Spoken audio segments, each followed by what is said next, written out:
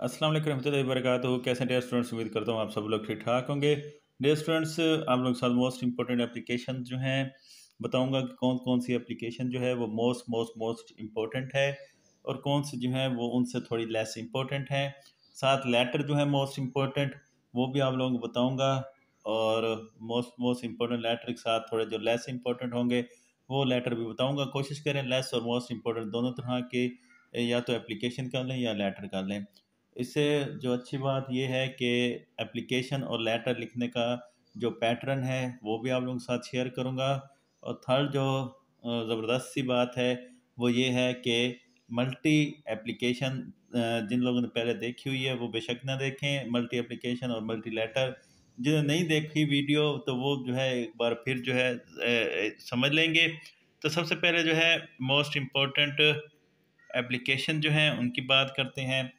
तो write an application to the principal of your college for री admission.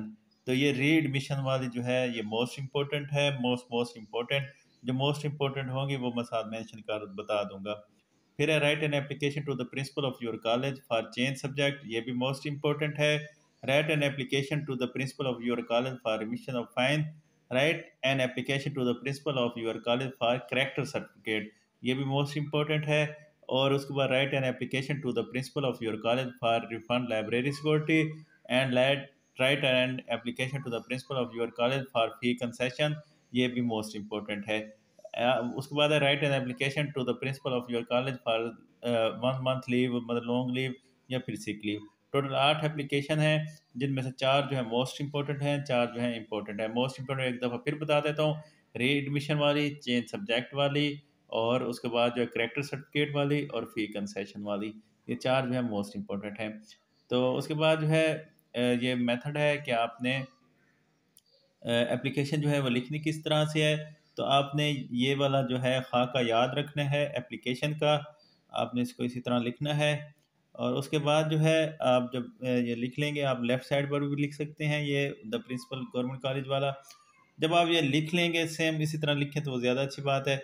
इस तरह जब आप लिख लेंगे तो उसके बाद मैंने यहाँ पे लिखा हुआ है most respectfully it is stated that I am brilliant student of your college, I हेमली request you grant मी। तो यहाँ मैंने ब्रैकेट में लिखा हुआ है पुट रिलेटेड लाइन्स हेयर।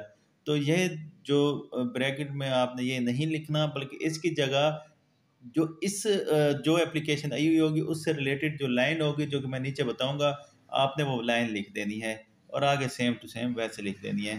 तो फॉर एग्जांपल जैसे यहाँ पे एप्लीकेशन मैंने आपको दी हुई हैं, एप्लीकेशन फॉर सिक लीव। तो अगर सिक लीव वाली एप्लीकेशन आ जाएगी तो जहाँ मैंने लिखा हुआ है ऊपर खाक में पुट दीज लाइंस, तो वो जो है ये लाइन जो है आप सिक लीव ग्रांट में sick leave for 1 week because I am seriously ill. 1 month को होगा तो sick leave for 1 month because I am seriously ill.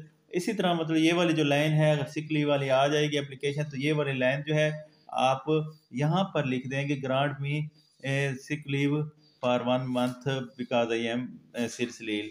यहाँ पे पुट रिलेटेड लाइन्स हेयर ये नहीं लिखेंगे बल्कि यही लाइन लिख देंगे sick leave for 1 week because I am seriously है सीरियसली। तो ये इसी तरह जो है आप बाकी एप्लीकेशन फॉर री एडमिशन आ जाए तो उधर जो है ब्रैकेट वाली जगह पे जो है ब्रैकेट नहीं डालनी, लेकिन ब्रैकेट वाली जगह पे परमिशन फॉर री एडमिशन में क्लास लिख देनी है। फी कंसेशन आ जाए तो फी concession because my father's income is very small and I can not पे माई फी, ये लिख देना है। करेक्टर सर्टिफिकेट आ जाए तो वहाँ पे आप लिख देना है ग्रांट में character certificate because I am to take admission in the college या university.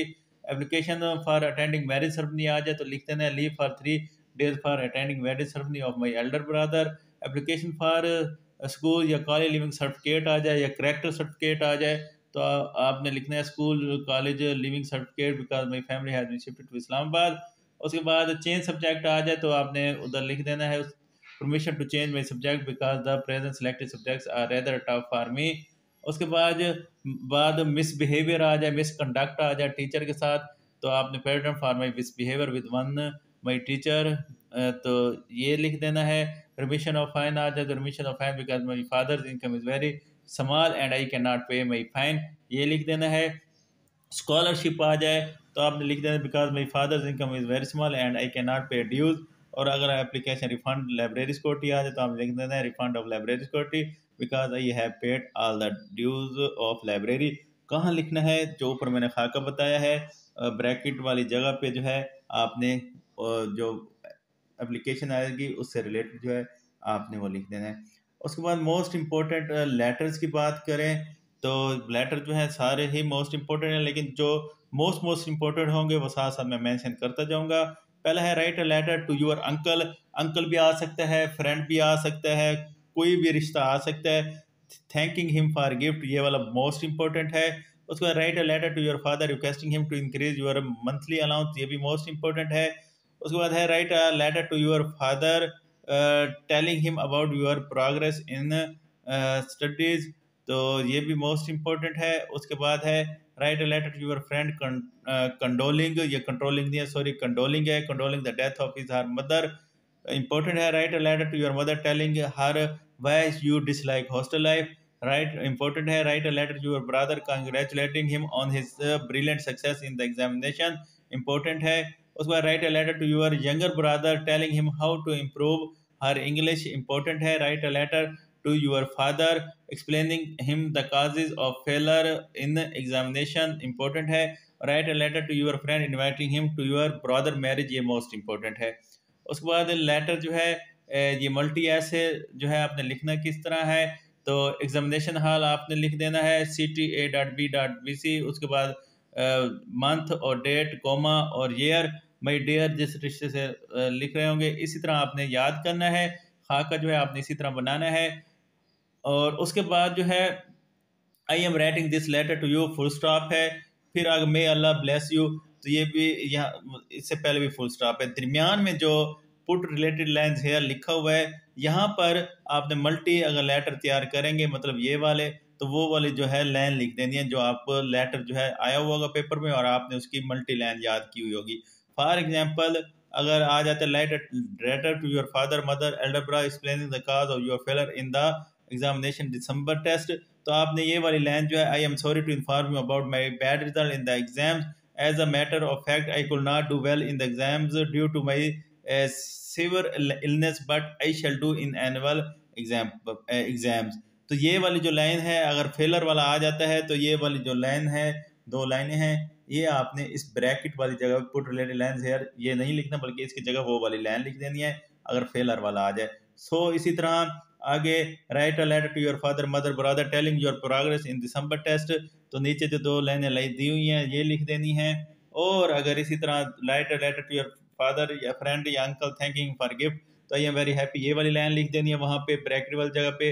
Right a letter to your father mother about the hostel life आ जाए तो आपने ये लाइन लिख देनी है।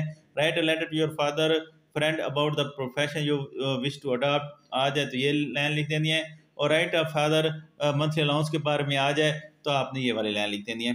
तो ये dear students most important application कह लें वो भी बता दी हैं, मोस्ट इम्पोर्टेंट लेटर भी बता दिए हैं। और आप अगर एप्लीकेशन और लेटर में चॉइस होती है आपने दोनों में से एक करना होता है, उन दोनों में से एक जो है आप जो करेंगे वो भी आप किस तरह एक लेटर या एक एप्लीकेशन करके किस तरह जो है आराम से ये 10 नंबर ले सकते हैं वो मेथड भी आप लोगों को बता दिया है। अच्छे से तैयारी करें, अल्लाह ताला आप सबको कामयाब करें, दुआओं में याद रखिएगा। अल्लाह हाफिज़।